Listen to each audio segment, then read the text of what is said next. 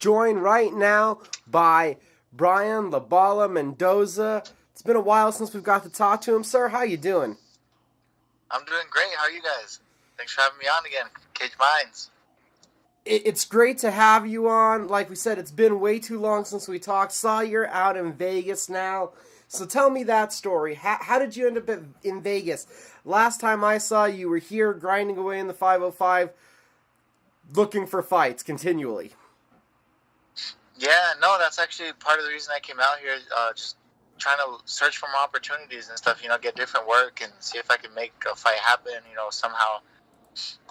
But I came out for training in August because I saw that Dennis Ugas was getting ready for a fight, and I kind of wanted to meet his trainer too. So I came out to see if I could get some work with them, and then they gave me a few rounds. The sparring went really well, and then I actually got to get a little bit of work in with my now trainer Ismael Salas, and it kind of all went from there. That was in August, late August, and by November, me and the family were officially moved out here. How big of a decision, how much talking did that take as a unified group there for all of you to pick up life from Rio Rancho and head out to Las Vegas? Well, it's something we had kind of talked about beforehand either way, because a lot of our family has kind of left New Mexico anyway, and then we kind of thought it was done. We didn't feel like my parents even wanted to move out of state kind of for a while, and the fact that everything happened at the same time, the training in Albuquerque and Vegas, and then talking to them about moving, it kind of all just coincided. And then I think the fact that everything went really well, and I was kind of seeing how many opportunities would be out here. It kind of just gave us that extra push. So it was a big talk, but kind of coinciding at the same time with just we wanted to move already anyway, and then the boxing. My parents fully support me, so this just proves that they kind of pushed out here, because we probably would have ended up in Florida or something like that. And tell me about what happened when you guys first got there, because obviously you had to get with your trainer. You guys had to kind of get to know each other. It took a while for things to progress, so fill us in on the rest of that story, how things go once you got to Vegas. I had just went, I came out with my dad, just me and him, and it was kind of because we had set it up or whatever, and then I came in and just introduced myself, and then fun fact, my dad and Ismael Salas are actually from the same neighborhood in Cuba. And so, they obviously started talking about stuff right away, remembering all the same stuff and all that. And it was just we went into the gym, eyes wide open, just I don't know, taking it all in. And then I ended up staying for about a week. And then it was just, going on runs with that new team, training, and then I didn't actually get the sparring in until the end of that week. And then the sparring went really well, and that was part of the reason that Salos was I like this kid, I want to train him, and that was kind of it. It was a bunch of little things. There wasn't some big oh, let's do this, whatever. It was just everything coinciding at once. The opportunities, and my new trainer Ismael Salas ended up liking me, my style, the work ethic, and after the sparring was what kind of settled it, and then that's kind of when I made the decision, and then went from there. You had a lot of success out here. You had your team out here. You were going to school out here. How hard was leaving? It was tough. Albuquerque's the home. That's all I've ever known, just New Mexico. But I love what I do. I love boxing, and I felt that was a plateau. I wasn't getting anywhere, and my career was just stagnant. But I didn't want to walk away. I couldn't give up. It's what I love to do. It's the one thing I truly love. So it was really hard. I miss the food every day. There's nothing like New Mexican food out here. But, and, just the culture's big change, all that stuff. But, I'm still, going to visit and everything every now and then. But it was tough, but like I said, like I'm chasing what I love to do. I'm chasing my dreams. So it just, no matter how hard it was, it had to get done. How invigorating was being out there? Was the change of scenery, the new challenges? How invigorating was that once you had finally completed this move and finally knew you were going to be in Las Vegas and started the training again? It was awesome. It was huge. Just super motivating. You run into people like, I just, you know, in the gym. I've met I think he was like the vice president or something like that of the Madison Square Garden, and these are people that I can just walk into the gym on a daily basis out there. Like, you never know who you're gonna meet. That's actually how I met Jacob Stitch Duran. He just, you know, walked in the gym one day, and then I met him, and we started talking and stuff. And he's like one of the like best people in the sport. Super humble, you know, just willing to work with everybody, teach people what he knows. And I was actually lucky enough to get him to work my corner for my top rank debut. Right? And How does that big, set? How does that set in when you're like, I got the cut man that's been in movies, and I believe he's been in the corner of a Klitschko, and now he's your cut man. Yeah, it was big, and yeah, he talks about the Klitschkos a lot. He was actually the cut man for my favorite fighter, Andre Ward. So it was huge. It was an honor. I've thanked him, I think, maybe a couple million times.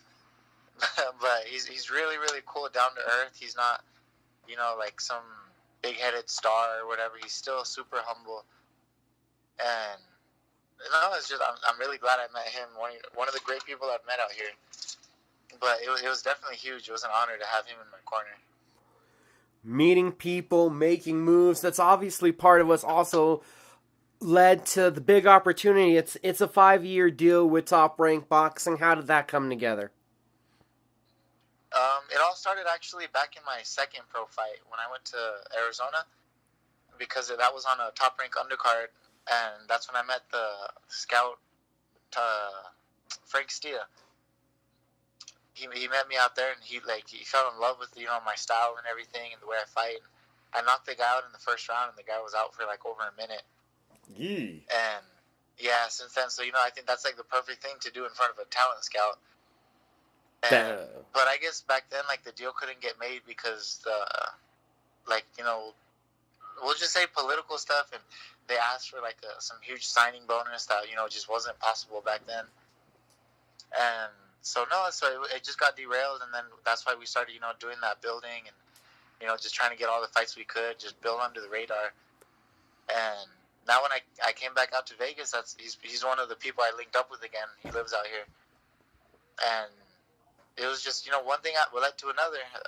He let everybody know I was here. And I started meeting other people, like the lawyers from Top Rank and everything, and just worked my way in. And my current manager now, Hector, he helped work out like the final deal too and everything. So everything just kind of fell together perfect. I feel like it was meant to be. And even though it didn't happen back when I only had 2 fights, I feel like that was for a reason, because, you know, just mentally I wasn't at this mature level, like where I'm truly like calm in the ring. I'm at home. I can think things through, you know, see things that I really couldn't see before. So I feel like everything happened at the right time anyway, and now I'm completely ready for it. And we had talked about that relationship with your new trainer, Ishmael. So how are you two on the same wavelength as far as wanting to, as far as thinking of about your style? What I love about that training, he's one of the great trainers that he'll never try to change you. Because ever since I came to Vegas, I've had trainers, you know, try to talk me, tell me to this and that, and just tons of stuff. But the main thing is he adds to all he's doing is adding tools to the toolbox. He fixes fundamentals. His whole thing is like you're in a boxing school. He's always just fixing any bad habits you have. He's working on the tiniest things that make the biggest difference. And one of the main reasons I wanted to come check out the training with him is because I had been watching videos of him training, and I saw that when you're training with him, it's like you're in a school.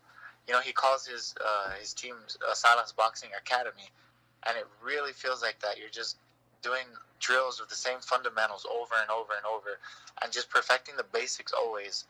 And he lets your style thrive. He's worked with Guillermo Rigondeaux, that was just a pure boxer, counter puncher, everything. Or he's worked with Yuriorkis Gamboa, that he just likes to steamroll people. And those are just two styles, but he can work with anybody. It doesn't matter. He's just going to fix your bad habits, your fundamentals. He's going to improve those. So it was a perfect fit because I'm a guy that likes to focus on fundamentals and all the small stuff. And so from day one, it was just a perfect fit, and I've just been listening to him like crazy ever since.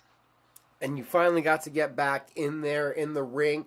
First off, how excited were you? This had been, a year and a half in the making? Yeah, it was almost 2 years.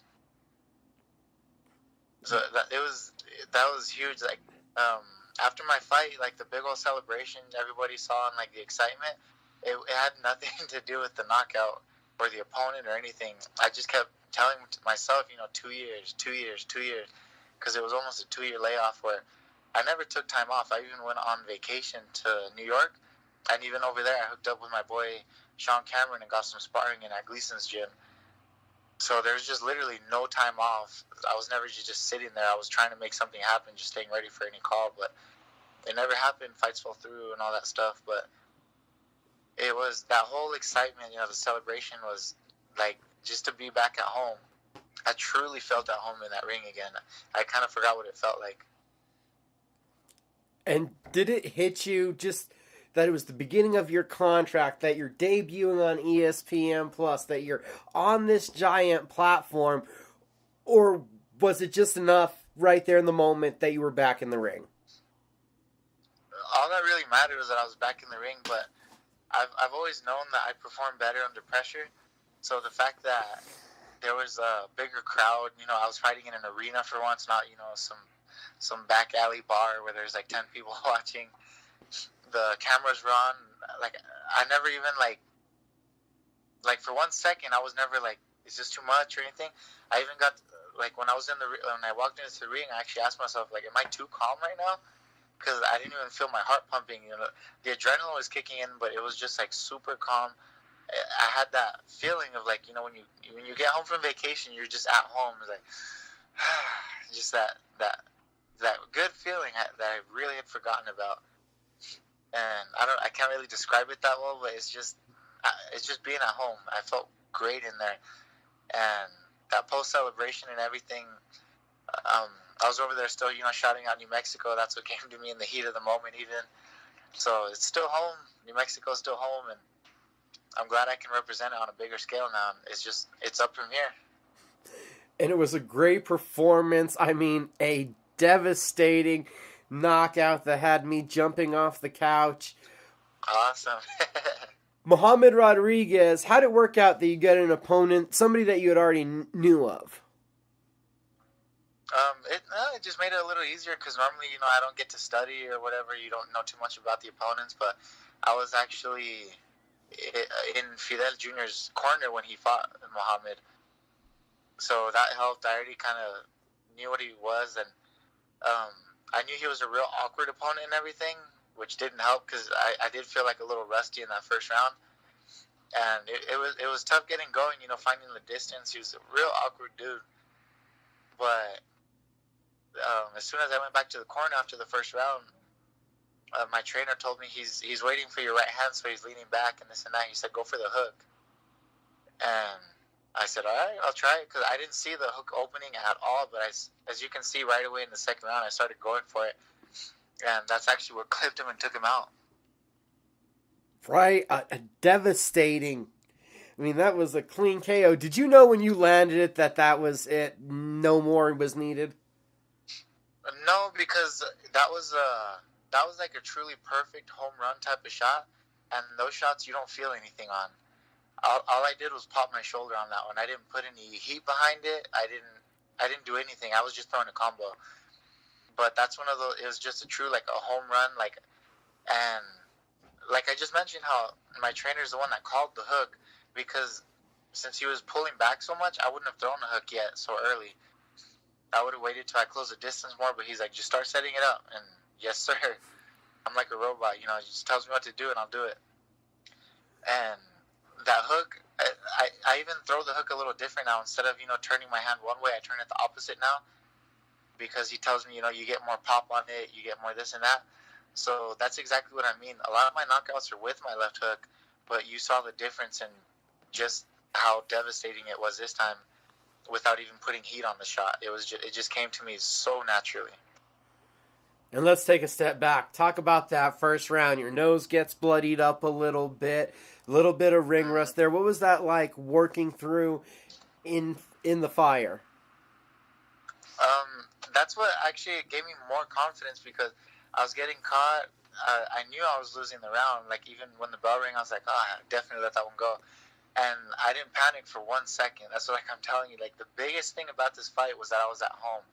I didn't care about anything but just getting back in there, and nobody was going to deny me this victory. So the ring rust, I mean, I knew I lost, and obviously that, like, it doesn't look good. But I never panicked because I knew I was going to get him. I knew, like, we were going to make adjustments. I was going to find my distance. And, yeah, it was no biggie. I stayed calm. That's like, my heart was calm during that whole time. I just said, I knew I'm going to get him. And then I listened to my trainer, and I got him even sooner and even worse than I thought. It's been a while. You had to persevere. What was that like, getting back in the win column? At the end of it, being able to soak it in once you got backstage? It was insane, man. It was overwhelming, to be honest. Just, like, thinking of everything that I went through, just knowing that, I pretty much, like, there was threats of being shelved. I went through all that. I got shelved. I had to get lawyers involved to get out of my contract. It was just a huge thing, a huge mess. Even as I was out here in Vegas, all excited about this new training and new stuff, I couldn't see a light at the end of the tunnel. I was training because this is what I love to do, but there's no light. There's no, this is all we have to do to get out, blah, blah, blah. It was just, let's hope something happens, just keep grinding. So it was huge, man. It was overwhelming. I got backstage and I just kept saying 2 years, 2 years, 2 years. I really, as good of a knockout as that was, I didn't care about it. All I cared about was that I was back. And I know that you just want to stay active. What's the talk? What's the hopes? What's the next move? We were hoping for something a little sooner, but then, the way things are working out, I think I'm going to be back in August. And the first year my contract has a 4-fight minimum. So it's going to be minimum 4 fights, but I know I can probably get more because Top Rank has so many fight dates with the ESPN deal that they actually have fighters turning down dates because they don't want to fight that often. So I think I may even get more than 4 fights in my first year with Top Rank. You're fighting on ESPN. How does that hit you? It felt amazing. That's as you can see in the fight, post-fight celebration, I went directly to the camera. I felt at home. I feel like this is what I'm meant to be doing. This is what I love. Just everything about this is perfect, and I love it. So the bigger the stage, the better the performances you're gonna see from me. Because I feel like every time now, like I've had like these cameras on me and this and that. Those are when I give my best performances. Anytime I've had any kind of chance to make a statement, come out, that's what I do. Because it gets harder to wake up, when you're fighting an opponent that just truly like, they don't belong in there with you. It's like like, I'm gonna knock him out with this shot, literally. And it's like a thing. I never got cocky, but there's still, it's just sometimes it's like something you're gonna handle. So it's harder to wake up. So this one, knowing that I had been out for almost 2 years, like a year and a half, plus fighting an awkward opponent that's given really tough guys rounds. It was, and plus, the TV cameras on me, the big stage. It was an arena, like I said, not some little bar or something. It was just enough pressure to wake me up to be like, all right, let's go. It's time to fight for real. I don't know how else to put it, but do the bigger dreams that you have feel almost closer and more obtainable now?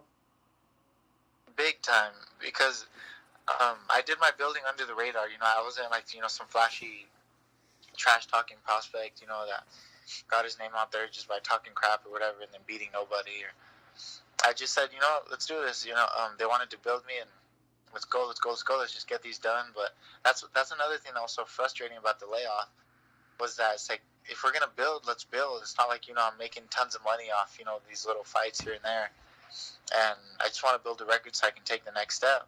And right now I'm in it. I'm at the next step, and I'm with the right company. I've actually turned down more money from other companies because I know Top Rank knows how to build stars. They don't, I don't just want to make a check. I want to make history in the sport. So I'm with the company where I felt I can really make a name, make a difference, make history. So yeah, to answer your question, yeah, I do feel like I'm in the right place, that next level. He's back in business and he has big goals. It's always great to talk to Brian Mendoza. Brian, can you tell everybody, how to keep up with you on social media first off?